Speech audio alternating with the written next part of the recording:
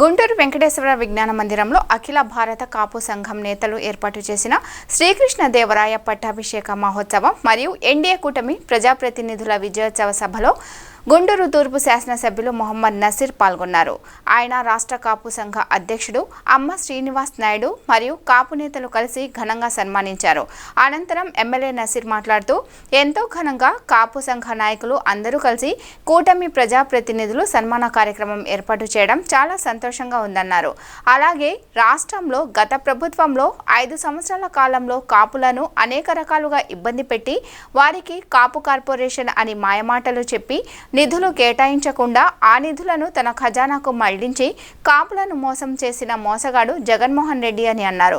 అలాగే చంద్రబాబు ప్రభుత్వంలో కాపు రిజర్వేషన్ ప్రవేశపెడితే దానిని పట్టించుకోకుండా కాపులను అనేక రకాలుగా ఇబ్బంది పెట్టి రాజకీయంగా జగన్మోహన్ రెడ్డి అణగదొక్కాడని ఎమ్మెల్యే నసీర్ అన్నారు.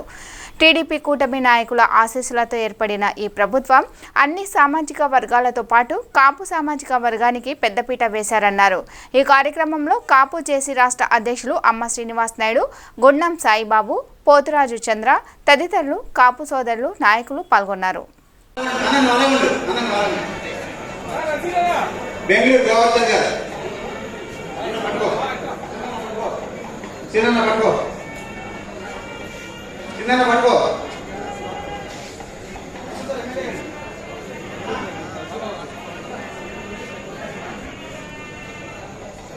कोलार నుంచి గోవర్ధన్ రాయ్ గారు.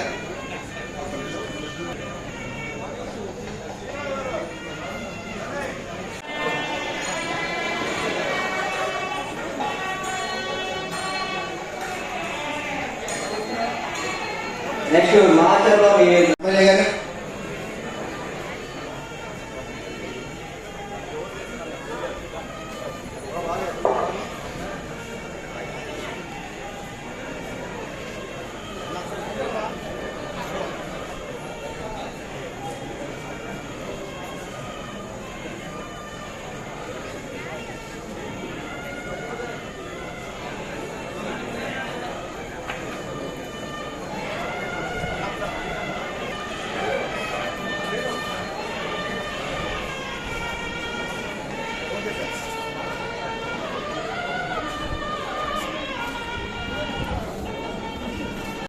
కార్యక్రమాన్ని తీసుకొని ఎంతో ఘనంగా రాష్ట్ర వ్యాప్తంగా ఉన్నటువంటి కాపు సామాజిక వర్గానికి సంబంధించినటువంటి పెద్దలందరూ కూడా ఈరోజు ఇక్కడ గుంటూరుకు రావడం, పెద్ద ఎత్తున వారందరూ కూడా కూటమి అభ్యర్థులను సన్మానించేటువంటి కార్యక్రమాన్ని తీసుకోవడం.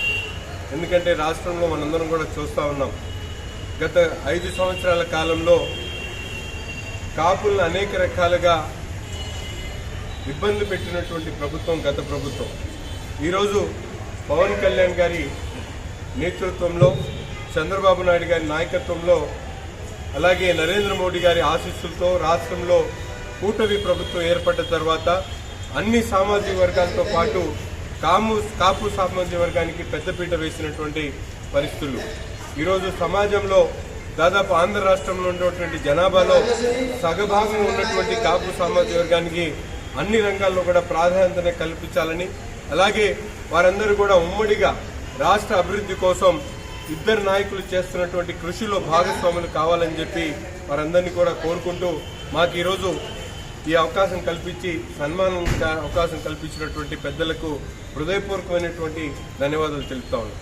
ఈ గుంటూరు పట్టణంలో అమ్మ శ్రీనివాస నాయుడు ఆధ్వర్యంలో కాపు చేసి మరి శ్రీకృష్ణ దేవరాయ పట్టాభిషేకం నిర్వహించడం గుంటూరులో చాలా హర్షించదగ్గ విషయం. అలాగే నా పేరు బుల్లెట్ ధర్మారావు, నేను 2 రాష్ట్రాల ఆధారంగా మిత్రమైన అధ్యక్షుడిని మరియు జనసేన పార్టీ నాయకుడిని. ఈ రోజు ముఖ్య అతిథిగా అమ్మ శ్రీనివాస గారు ఆహ్వానం మేరకు మేము వస్తాం జరిగింది. ఇక్కడే కాదు, రాష్ట్రం కాదు, భారతదేశం నలుమూల నుంచి వచ్చారు. వచ్చిన వాళ్ళందరూ కూడా కాపు సోదరులందరూ కూడా ఎంతో ప్రయాసంతో కూర్చునైనా మరి ఆయన మీద అభిమానంతో, అమ్మ శ్రీనివాస గారి మీద అభిమానంతో వచ్చారు. ఈ రోజున చూసుకుంటే కాపులందరూ కూడా ఒక ఐక్యంగా ఉండాలనే ఒక భావనతో ఇక్కడ కార్యక్రమం పెట్టారు అమ్మ శ్రీనివాస్ గారు. అలాగే మేము రాధారంగ మిత్రమైన కమిటీలో వేసుకుంటూ ఆ యొక్క మన ఆశయాలు ఏదైతే ఉన్నాయో, రంగా గారు ఏ విధంగా పేద బడుగు బలహీన వర్గాలకు ఆశాజ్యోతికి ఉండేవాడో అదే రీతిలో ఇవాళ పవన్ కళ్యాణ్ గారు వచ్చారు. అదే భావంతో మేము రాధారంగ మిత్రులు గత ఎన్నికల్లో పవన్ కళ్యాణ్ గారికి అండగా నిలిచి బాసటగా నిలిచి నేను 62 నియోజకవర్గాల్లో కమిటీ వేయడం జరిగింది. పవన్ కళ్యాణ్ గారి దిశానిర్దేశం ఆదేశాల ప్రకారం కూటమి అభ్యర్థులు కులం చూడాల మతం చూడాల అన్ని కులాలకు సంబంధించిన అభ్యర్థుల్ని రాధారంగ మిత్రులు నేను చేసిన కమిటీలో ఉన్న అధ్యక్షులందరూ కూడా శక్తివంతం లేకుండా ఆ కూటమి అభ్యర్థులు గెలిపించుకోవడం మేము చాలా మనసులో చాలా తీవ్రమైన ఆనందం, ఎంతో గర్వకారణంగా ఉంది. ఎందుకంటే ఆనాడు రంగా గారిని కోల్పోయాం. ఇవాళ అదే ఇమేజ్ అదే పవర్ ఉన్న నాయకుడు వంగవీటి మోహన్ రంగా గారి స్థానంలో ఉన్న పవన్ కళ్యాణ్ గారు, రంగా గారు లేరనుకునే కన్నా ఇవాళ రంగా గారు మళ్ళీ పుట్టారు. అదే పవన్ కళ్యాణ్ గారే. ఆ పవన్ కళ్యాణ్ గారి రూపంలోనే మనందరం కూడా రంగా గారి లాగా చూసుకున్నాం. ఎందుకంటే ఆనాడు రంగా గారు పేద బడుగు బలహీన వర్గాలకు అండగా ఉండి ఏ విధంగా ఉండేవాడో ఇవాళ పవన్ కళ్యాణ్ గారు మచ్చలేని మనిషి. మరి ఆయన ఆత్మహత్య చేసిన రైతులకి ఒక్కొక్కరికి ఇంటింటికి ₹1,00,000 ఇచ్చిన ఉదారత స్వభావం ఉన్న వ్యక్తి పవన్ కళ్యాణ్. కులం చూడాల మతం చూడాల అన్ని వర్గాలకే ఇచ్చాడు పవన్ కళ్యాణ్ గారు. అలాగే మరి ఇప్పటిలో ఇల్లు కూల్చారు, అక్కడ కూడా కులం చూడని అందరికి ఇచ్చాడు. అలాగే ఫిషర్మ్యాన్ కమ్యూనిటీ, పల్లికారులు, మత్స్యకారులకు సంబంధించిన విశాఖపట్నం బోటు తగలబెడితే ఒక్కోళ్ళకి 60,000 ఇచ్చిన మహోన్నత వ్యక్తి పవన్ కళ్యాణ్ గారు.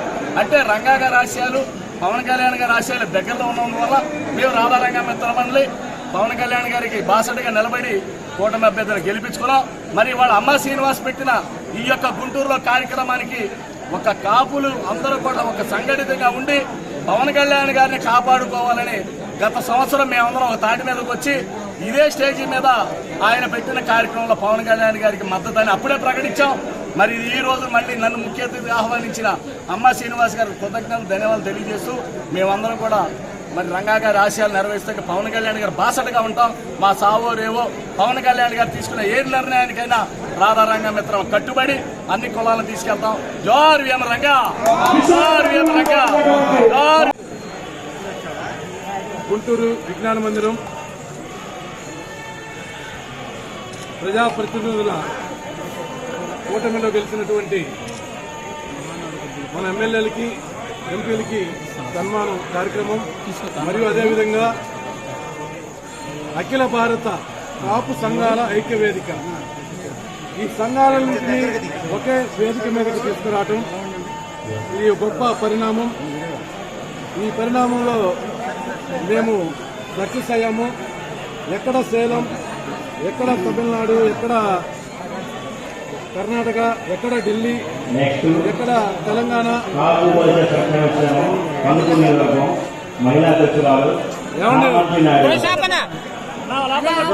మైక్ ఇక్కడ మీడియా మాట్లాడుతుంటే అది మరి డిస్టర్బెన్స్ అయితే ఆ బైక్ తీసుకోండి ముందు రాన్నా ఇట్లా. గుంటూరు పట్టణం నందు శ్రీ వెంకటేశ్వర విజ్ఞాన మందిరం ఉదయం 9 గంటల నుంచి సాయంత్రం 5 గంటల వరకు ఈ జరుగు కార్యక్రమంలో అఖిల భారత కాపు సంఘాల ఐక్య వేదిక ఈ రోజున ఈ సంఘాలన్నింటినీ ఒక వేదిక మీదకి తీసుకురావాలనే సంకల్పంతో రాష్ట్ర కాపు చేసి కమిటీ తీర్మానించి అందరికీ ఆహ్వానం పంపడమైనది. 100కి 90 మంది సంఘ నాయకులందరూ కూడా ఈ వేదికకి రావటమైనది. ఇక్కడ వచ్చినటువంటి సంఘ రథ సారథులందరూ కూడా రాష్ట్ర కాపు చేసి తరఫున పేరు పేరున హృదయపూర్వక ధన్యవాదాలు తెలియజేసుకుంటున్నాం.